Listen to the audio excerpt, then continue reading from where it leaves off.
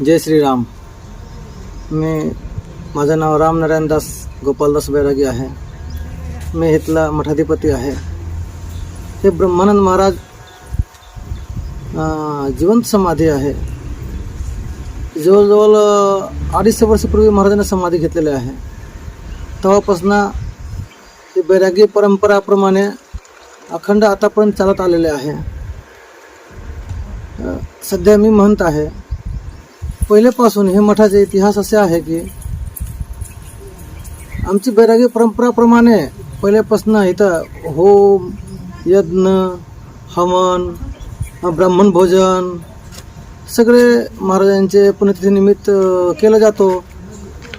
आता पण सध्या ते परंपरा चालू आहे. मध्ये काही लोकांनी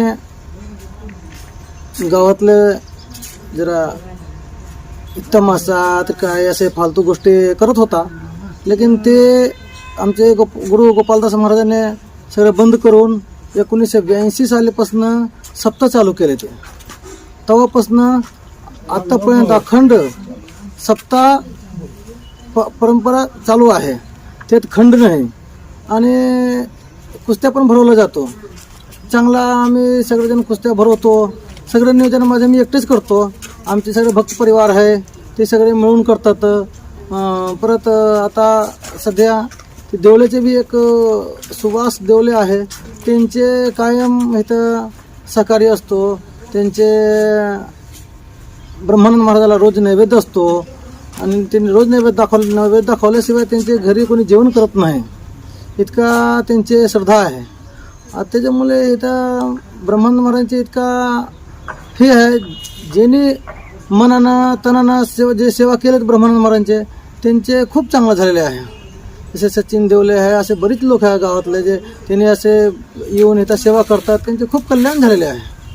म्हणून इथं सप्ताह पण खूप असे मोठा ह्याच्याने पार पडतो दरवर्षी. आपण दरवर्षी अन्नदान, जे हे सगळे हरिपाठ, पारायण, सगळे ज्ञानेश्वर पारायण सगळे केला जातो.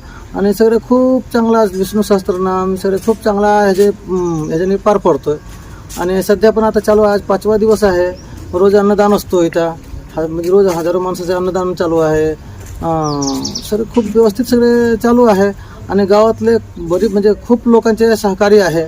त्याच्यामुळे ब्रह्मानंद महाराजांचे सगळे एकदम व्यवस्थित सगळे चाललेले आहे. जे 16 तारखेपासून आपला सप्ताहाचे नियोजन होता, ते जे आज 6वा दिवस आहे.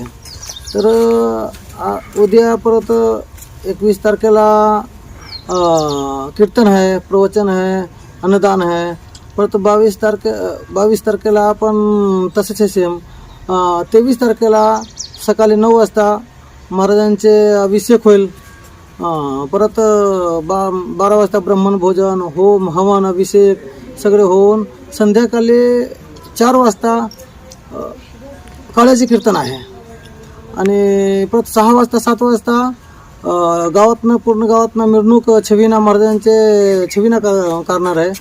आणि 24 तारखेला कुस्त्याचे मोठं नियोजन आहे.